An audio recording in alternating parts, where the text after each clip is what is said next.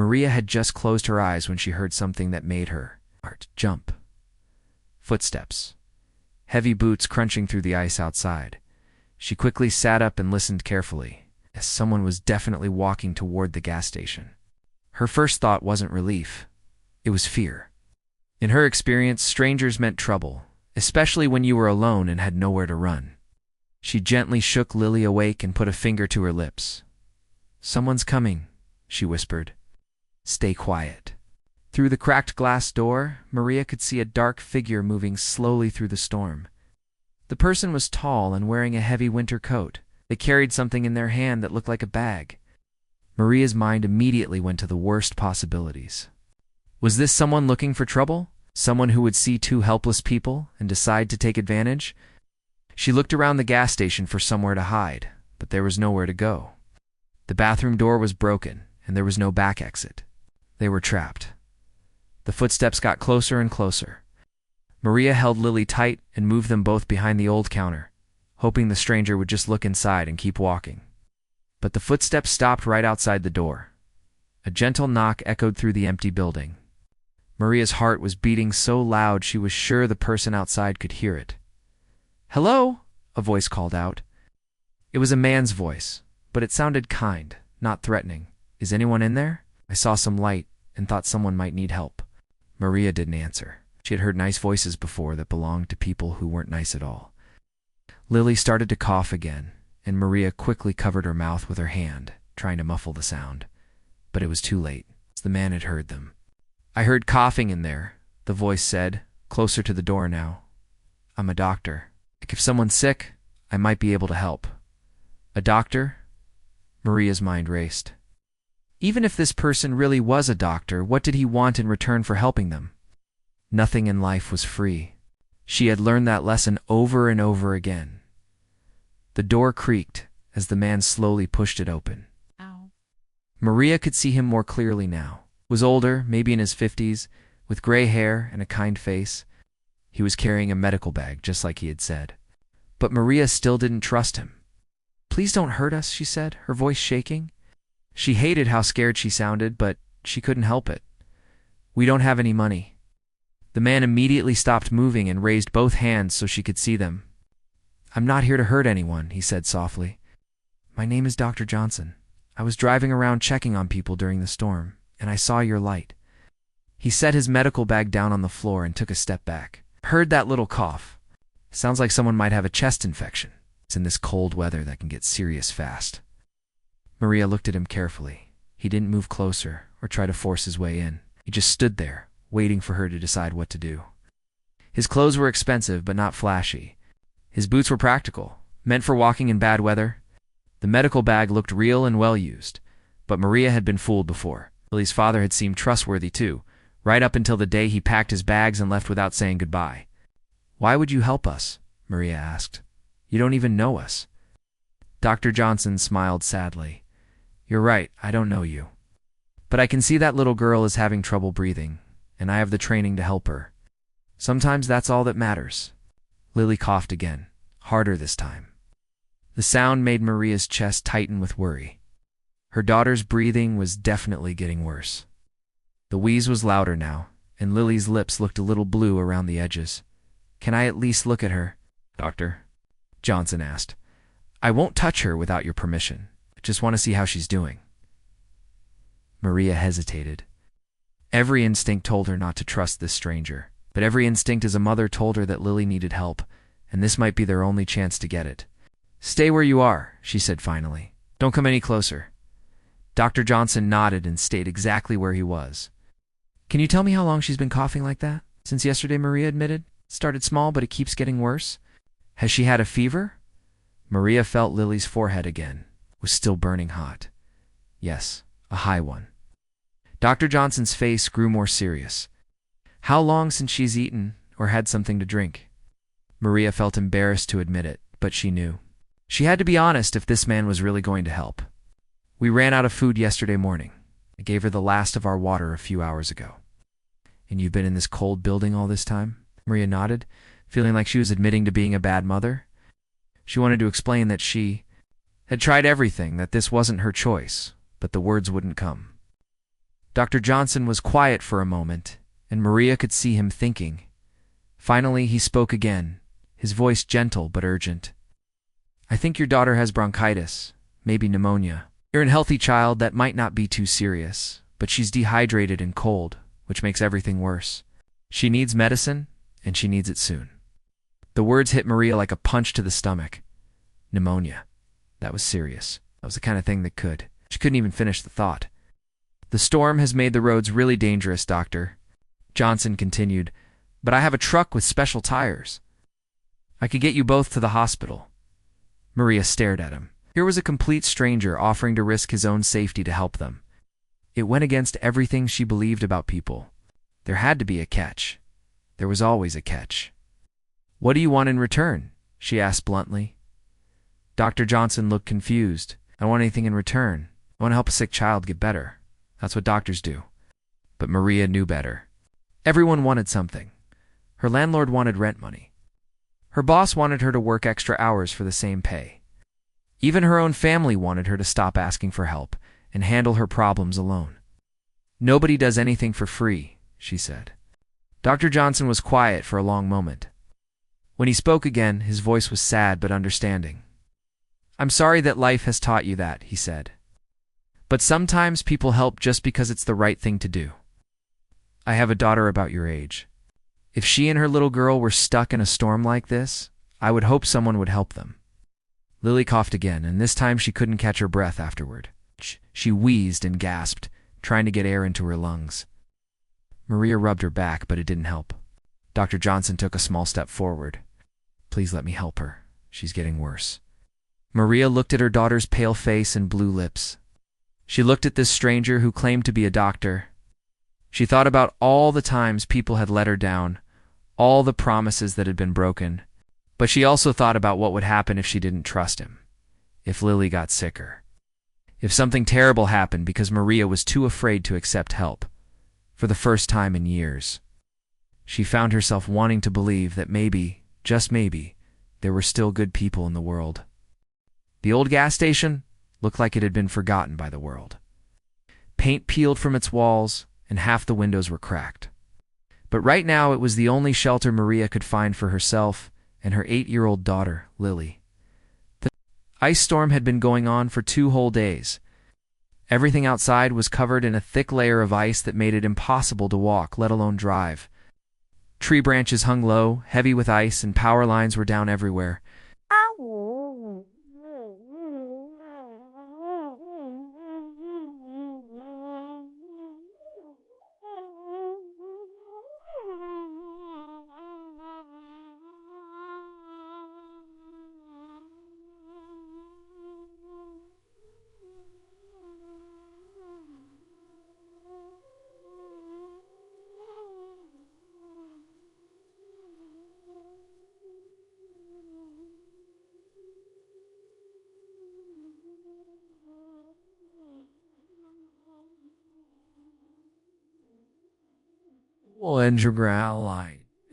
Like it was made of glass.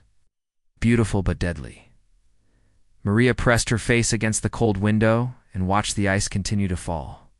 Each tiny piece hit the ground with a soft, tinkling sound like broken Christmas ornaments. She pulled her thin jacket tighter around her shoulders. The broken heater in the corner of the gas station hadn't worked in years, and she could see her breath when she spoke. Behind her, Lily was curled up on an old blanket they had found in their car before it broke down. The little girl had been coughing for hours now, and Maria could hear that it was getting worse. What had started as a small cough yesterday was now something that made Lily's whole chest shake. Maria knelt down beside her daughter and felt her forehead. It was burning hot. Lily's cheeks were red, but the rest of her face was pale. Her breathing sounded like she was trying to breathe through a straw. Every breath was a struggle. "Mommy, I'm cold," Lily whispered, her voice barely audible over the sound of ice hitting the windows. "I know, sweetheart. Just rest," Maria said, trying to keep her voice calm, even though panic was rising in her chest like floodwater. Maria looked around the empty gas station. Dust covered everything. Old candy wrappers and empty soda bottles were scattered on the floor. A few shelves still had some old items on them, but nothing useful. No food, no medicine, no way to help her daughter. She pulled out her phone and stared at the screen. The battery was down to 15%. She had already called everyone she could think of, but nobody could help. Her sister lived 3 states away. Her mother had hung up on her after the first ring. The few friends she had were dealing with their own problems from the storm. Maria had learned a long time ago not to expect help from anyone. When she was growing up, adults had made promises they never kept. When Lily's father left them 3 years ago, he had promised to send money and stay in touch. She hadn't heard from him since. Every job she had ever worked, every person she had ever trusted, every time she had believed someone would help her, she had been disappointed. The world had taught her that people only cared about themselves. If you needed help, you were on your own. She looked at her wallet. $12.37. That was everything she had left in the world. Their car had broken down 2 days ago, just as the storm was starting. The mechanic in the last town had wanted $200 to fix it. She didn't have $200. She barely had enough money for food, so they had started walking to the next town, hoping to find work or at least a warm place to stay. But the ice storm had caught them before they could get there. This abandoned gas station was the only building they could find.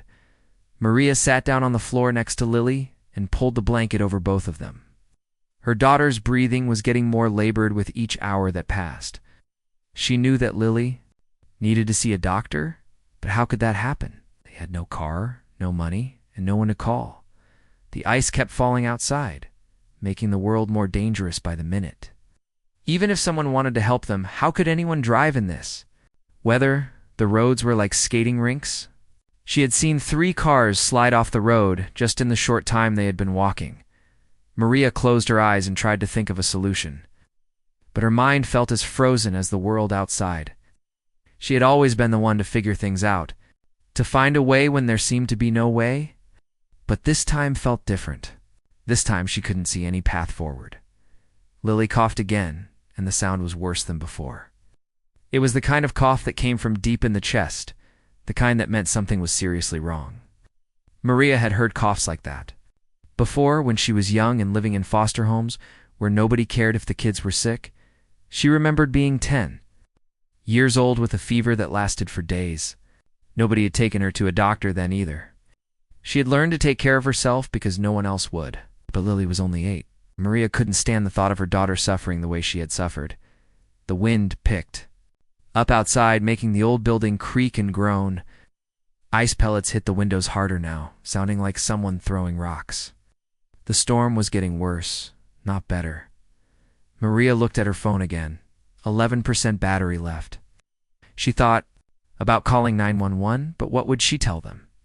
That she and her daughter were stuck in an abandoned gas station with no heat and no car? Her daughter was sick and needed help?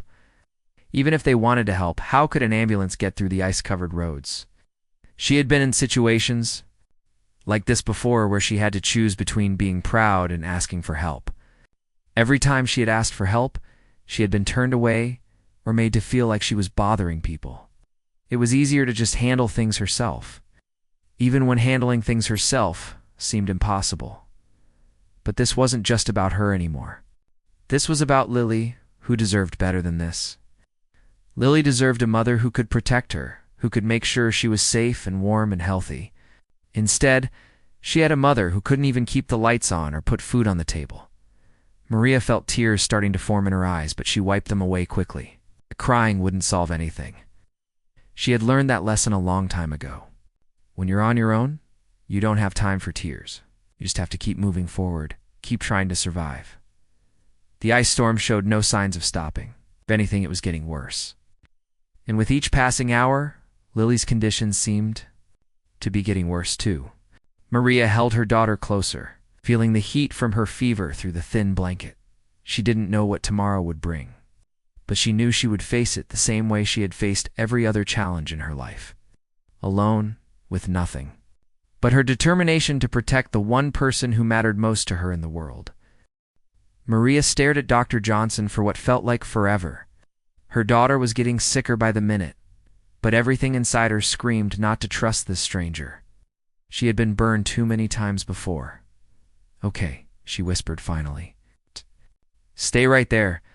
Don't come any closer until I say so. Dr. Johnson nodded and opened his medical bag slowly, making sure Maria could see everything he was doing. He pulled out a small flashlight and a device that looked like two connected tubes. This is a stethoscope, he explained, holding it up. I use it to listen to her breathing, and this flashlight will help me see if her throat is swollen. Maria watched him carefully. His hands were steady and gentle as he handled the medical tools. He moved like someone who had done this thousands of times before. What's your daughter's name? He asked softly. Lily, Maria answered before she could stop herself. That's a beautiful name. Lily, my name is Dr. Johnson. I'm going to help you feel better, okay? Lily looked up at her mother with tired eyes. Mommy, I can't breathe good, she whispered between coughs. Those words broke something inside Maria's chest. Her little girl was suffering, and she was the only one who could decide whether to accept help or not. She thought about all the times she had been disappointed, all the people who had promised to help and then walked away. But then she looked at Dr. Johnson again. He wasn't pushing her to decide faster. He wasn't getting impatient or angry. He was just waiting, giving her the time she needed to make this choice. You can come closer, Maria said quietly, but go slow. Dr. Johnson picked up his bag and moved carefully toward them. He knelt down about 3 feet away from Lily. Close. Enough to help, but far enough away that Maria didn't feel trapped. Hi there, Lily, he said with a warm smile. I know you don't feel good right now. Can you take a big breath for me? Lily tried to take a deep breath, but it turned into a coughing fit that shook her whole small body. When she finally stopped coughing, she was breathing even faster than before. Dr. Johnson's face grew serious, but he kept his voice calm. Lily, I'm going to shine this little light in your mouth, okay? It won't hurt at all. I turned on the small flashlight and gently looked into Lily's throat. Maria could see him studying her daughter's face, listening to every breath, watching every movement.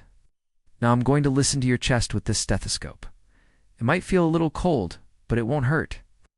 Dr. Johnson placed the stethoscope on Lily's chest and listened carefully. He moved it to different spots, his face getting more worried with each location. Finally, he sat back and looked at Maria. She has a serious chest infection, he said quietly, so Lily couldn't hear clearly. Her lungs are filling with fluid. If we don't get her to a hospital soon, this could become very dangerous. Maria felt like the world was spinning around her. How dangerous? She asked, though she was afraid to hear the answer. The kind of dangerous where we need to act fast, Dr. Johnson said gently. I have antibiotics in my truck that could help her, but she needs proper treatment at a hospital. She needs oxygen and IV fluids. But the storm, Maria said, looking toward the ice-covered windows. How can anyone drive in this? I have a big truck with special tires and chains, Dr. Johnson explained. I've been driving in storms like this. For 20 years, it's risky, but staying here is riskier. Maria's mind was racing. The stranger was asking her to trust him with the most important thing in her world. He was asking her to get into his truck and drive through a dangerous ice storm to a hospital that was miles away. What if we don't make it? She asked. What if the truck slides off the road? Dr. Johnson was quiet for a moment. That's possible, he admitted. I won't lie to you about that. But if we stay here and her condition keeps getting worse. He didn't finish the sentence, but Maria understood what he meant. She looked at Lily, who was curled up in the blanket, shivering despite her fever. Her daughter's breathing sounded like someone trying to breathe through a straw that was getting smaller and smaller. Why are you doing this? Maria asked suddenly. You could just leave. You could go home to your own family and be safe. Why are you willing to risk your life for us? Dr. Johnson smiled sadly. Because she's a little girl who needs help, and I'm someone who can give it? Because I became a doctor to help people, not just when it's easy and convenient, but when it really matters.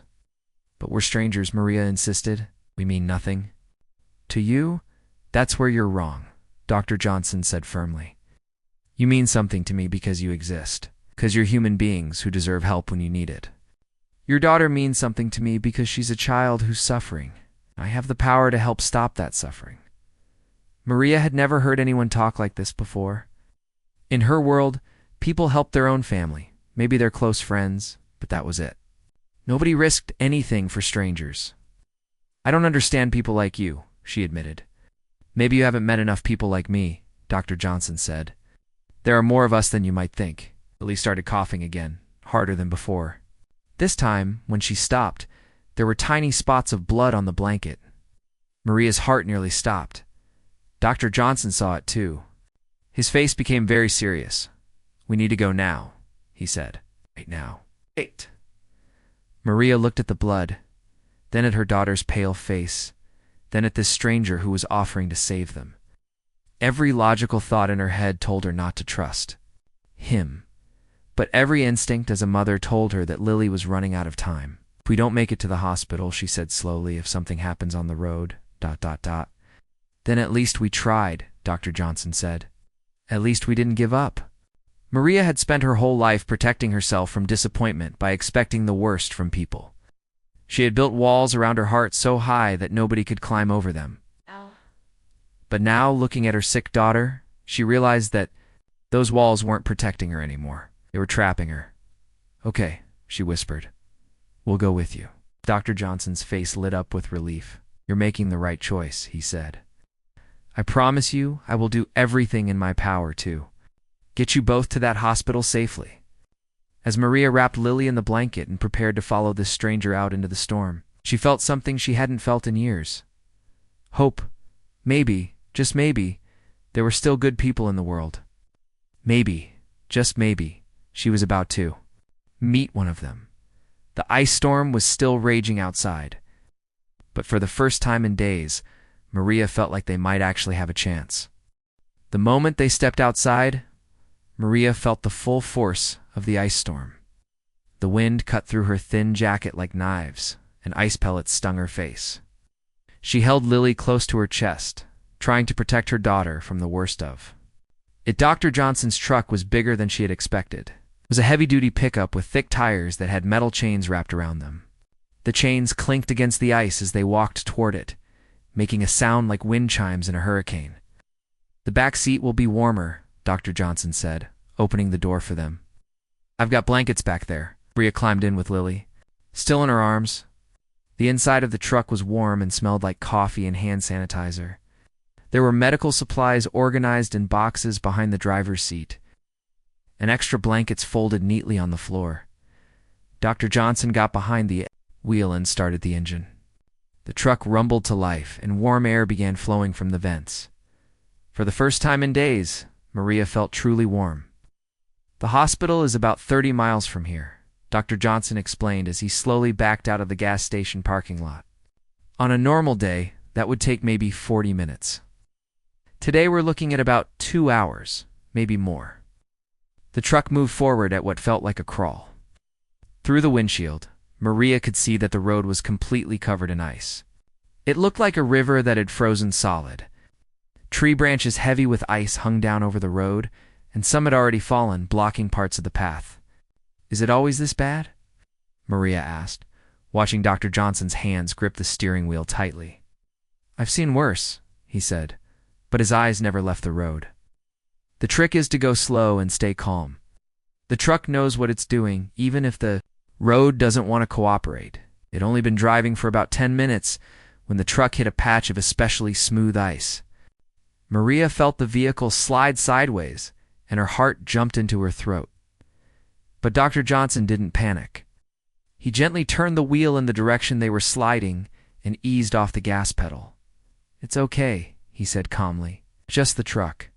Finding its grip, Lily had been quiet since they got in the truck, but now she started coughing again. The sound was worse than before, deeper and more painful. Maria could feel her daughter's whole body shaking with each cough. Dr. Johnson glanced. In the rearview mirror, there's an inhaler in the blue medical box behind my seat, he said. It might help her breathe easier. Maria found the box and pulled out a small plastic device.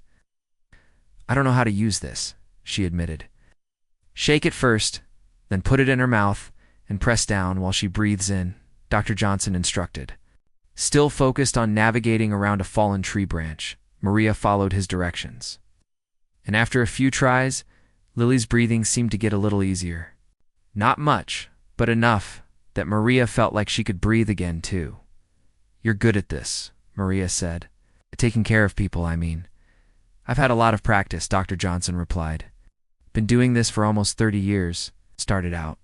Thinking I'd work in a big city hospital, but ended up liking the small towns better.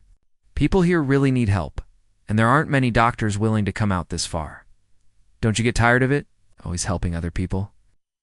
Dr. Johnson was quiet for a moment as he carefully steered around another ice-covered obstacle. Sometimes, he admitted. But then I meet someone like you and Lily, and I remember why I became a doctor in the first place. The truck slid again, this time toward a ditch on the right side of the road. Maria held Lily tighter and closed her eyes, sure they were going to crash. But once again, Dr. Johnson calmly corrected their path, and they continued forward. Do you stay so calm? Maria asked when her heart stopped racing.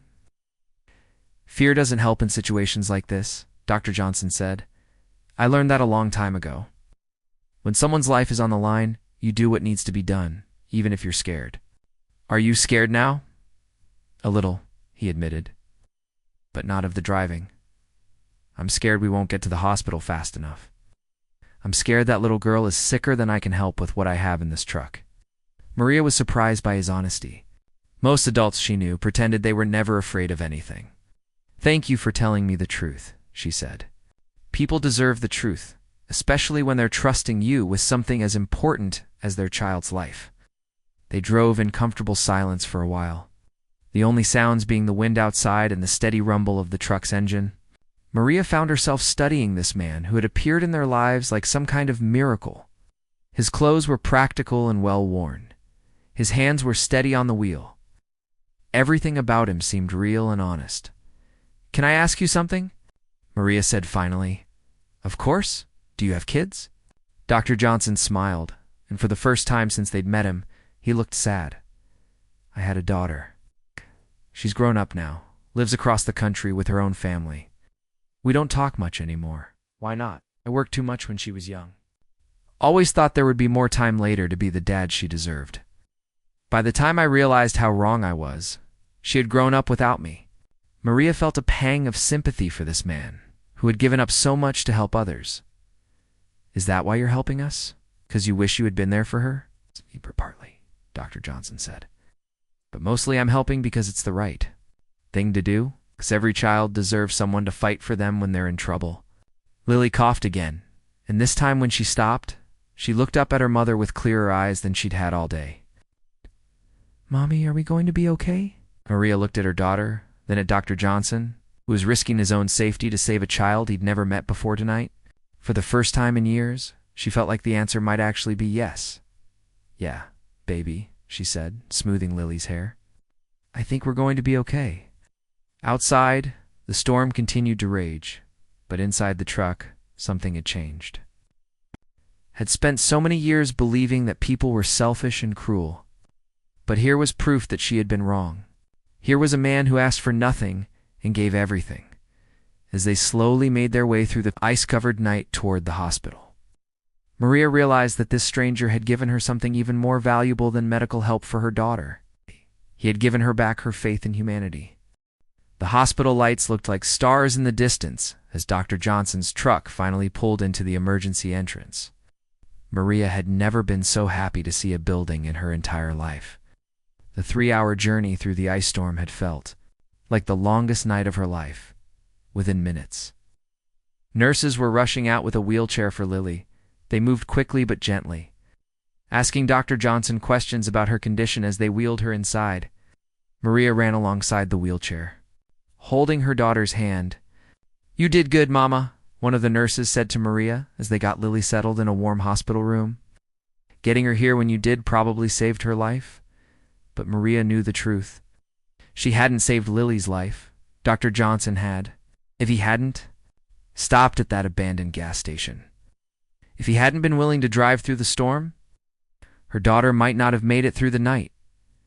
Over the next 3 days, Lily slowly got better. The doctors gave her strong medicines through an IV and oxygen to help her breathe. The antibiotics fought the infection in her lungs, and gradually, her fever went down and her cough got better. Dr. Johnson visited every day, even though other doctors at the hospital were taking care of Lily now. He didn't come as a doctor, but as someone who cared about what happened to them. On the second day, he brought Maria a bag of groceries and some clean clothes for both of them. "I thought you might need these," he said simply. Maria stared at the bag, feeling overwhelmed. "I can't pay you back for all this," she said.